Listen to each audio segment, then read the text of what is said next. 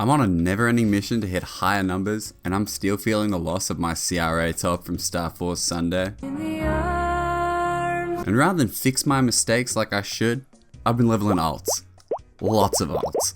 Now it's crazy to think that having up to 41 different characters other than your main character actually benefits your main. But welcome to the Legion system. It's pretty extreme. Now if you don't play Maple, or you don't play it right now, you used to, you really might not know what the Legion system is at all.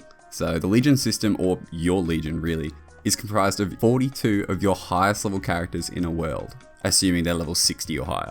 And their combined level will give you your Legion level, starting off at 500 at the lowest, and then going up to a crazy combined level of over 12,000 across all your characters. And so as you increase the total level of your Legion and you hit certain milestones, you're able to increase the rank of your Legion, and then this increases how many characters you can actually place on the Legion board. And this is where you're going to be getting all your bonus stats. All the characters that you level will have their own bonus stats, and you can see that down the bottom here. And then you don't get the bonus stats until you actually put them on the board. And you can only fit so many people on the board. So you can see here, I can only have 18 people on the board at the moment. And initially, while you have a lower Legion rank, you only have access to this inner square of stats, which is the basic stats like strength and int, attack, magic attack, health. But then once you get your Legion rank up to Nameless Legion rank 4, or 2,000 total Legion levels, you get access to the first outer row of these better stats. And these things are like crit damage, IED, buff duration, boss damage. And then you don't need a full like 12,000 total level Legion to unlock the whole grid. You do unlock it by like 5,500. You just don't have as many characters to place in the tiles as someone with a bigger Legion. But this is really where having a better Legion comes into play, because your characters give more tiles for the Legion board the higher level they are. They give 1 tile at level 60, they give 2 at 100, they give 3 at level 140, 4 at 200, and 5 tiles worth of space at level 250.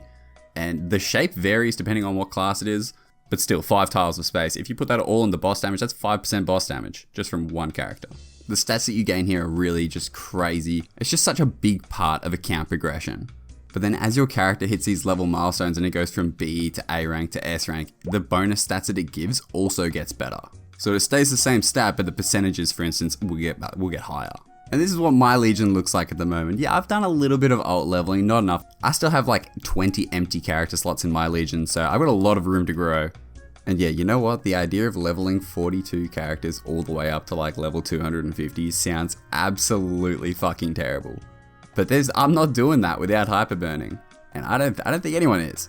But there is such an easy way to boost your Legion up to at least like 6,000 plus. And that is just by playing through, getting them to level 100, and then park them at Zachem, and they stay there from level 100 all the way up to 140. I got my Bishop to 145 because I like Holy Symbol.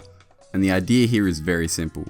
You go in on the alt that you want to level up, you go into normal Zachem at level 100, you kill his arms and you get a shit ton of experience, and then you just straight up log out. You don't even leave the room, you just log out, because then when you log back in, you're in the lobby ready to go back into the fight, and you can re-enter the fight every half an hour. So I think by the end of this, I might just have enough alts leveled up that I can do a full loop and then start again and just keep killing Zachem's arms.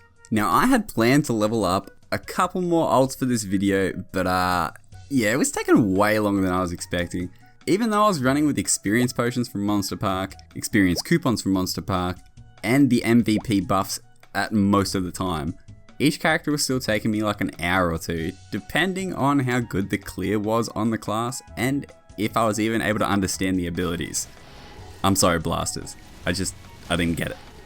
And that's not to include the like 40 minutes of cutscenes and just character creation that I had to sit through all at once to make these characters. So guys, if you've made it this far in the video, surely that deserves a like, right? It really helps me out and it makes me smile. But I ended up smashing through at least the top row of the alts and these 2 cheeky dogs in about 2 days.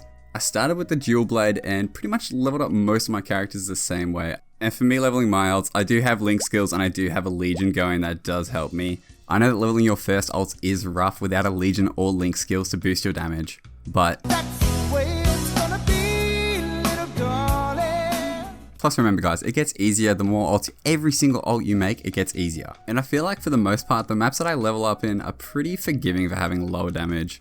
I'm not going around killing mobs that are like 10 levels higher than me because I don't even have the damage for that. It's crazy. And of course, I start off at the trusty Golem Temple 3. This map is good, starting straight off at level 10, and you can see I sit here until around level 24, at which point I move on. I usually just go to one of the Fairy Academy maps, the Above Lake 3. I really love this map because the mobs just love to cluster together on both sides. It makes it really easy to AoE them down. And then because this is a theme dungeon, all the mobs are going to be scaling with my level, so I can just sit here and relax all the way to level 60 if I want. Usually I don't stay here until 60. If the clear on the class is really good, like the mechanic, I stay here until whenever I feel like leaving, like 55. But if the class that I'm leveling is struggling to clear the map, or it's just not that fun, I'll just stop at around like level 44, 45, and I'll just do the Fairy Academy questline, and that will boost me pretty much to like 57, 58, if it doesn't get you all the way to 60. And then you can just kill a couple copper drakes and you can get to 60, and then you'll get your job advance. Which of course brings us to level 60, and I don't think there is any other map for someone to level up in from level 60 to roughly 80 other than copper drakes. It is such a classic. And pretty much most classes nowadays have no trouble clearing most of the map before they respawn. Once you can like one-shot the mobs or two-shot the mobs, you can clear most of the map. Or if you're lucky enough to get a Rune of Might on this map, it is just a godsend, straight up to like level 70. So then I move on from copper drakes, really depending on how strong the character is that I'm playing, usually around level 78 or 81. I'll move on to the Burning Sands, the Scorching Desert. And sometimes the jump from Copper Drakes to these guys is a bit of a struggle for some classes without more damage, but the Copper Drakes give 700 experience and these guys give around 2,700. So even if you're not killing as many of these guys as you are the Copper Drakes, you're getting a lot more experience. And then by the time it's time to move on from this map, you're pretty much one-shotting these guys, and then I go to the lab area C2. And this can be anywhere from around 86 to 91, again, depending on the class. And sometimes I train in this map. It really depends on what class I'm playing, on what skills the class has. But almost always I'll train in this little secret room just through this portal, and these guys are level 95, just like the mobs outside. But this room has a little platform that these mobs can spawn on, and it makes just clearing it a lot more relaxed. And you can just sit here until level 100, and then you're done. And then, like I've said, you just go down to Zachem, you leave your character there along with all your other Legion slaves. The worst part when you don't have a Legion or Link skills is definitely going to be around like the level 80 to level 100 mark. Outside of that, it's going to be pretty easy. And then once you get a Legion and Links going, even that range, it's going to be fine. So if you try the maps that I was doing in this video, if you don't have Link skills and Legion going, you might have to stay in the lower level map for a couple extra levels, but that's fine. It gets easier over time. And so I just finished leveling up the Dual Blade, the Blaster, the Marksman, the Mechanic, the Hayato, the Wild Hunter, the Battle Mage, and the Kadena. I don't know how to say that.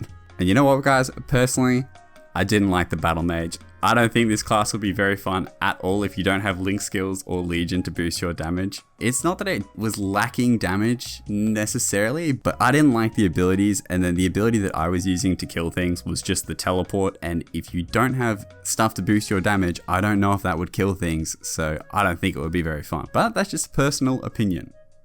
And the absolute standout winner for the most fun out of these guys that I leveled up was definitely the Mechanic. It wasn't the fastest before level 30, but at level 30 you get probably one of the most satisfying and easy abilities, and at rank 1 for me it was one-shotting the mobs. It's Homing Beacon.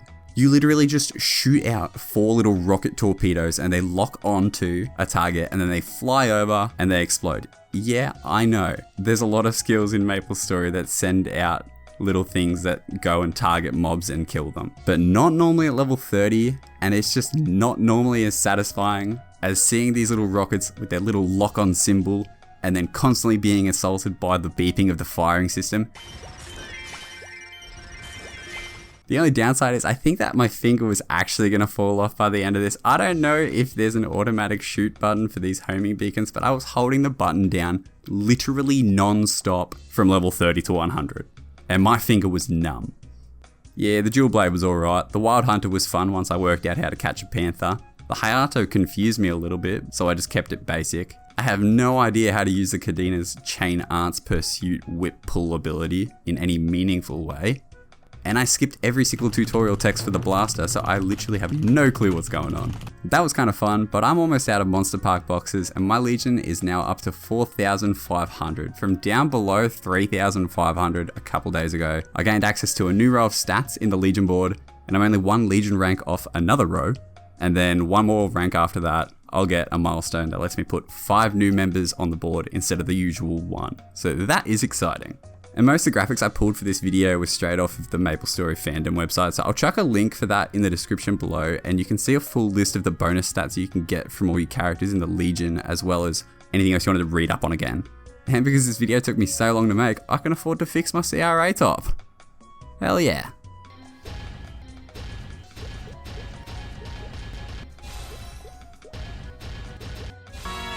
Done. Balls hanging low while I pop a bottle off of your chain swinging, clang clang.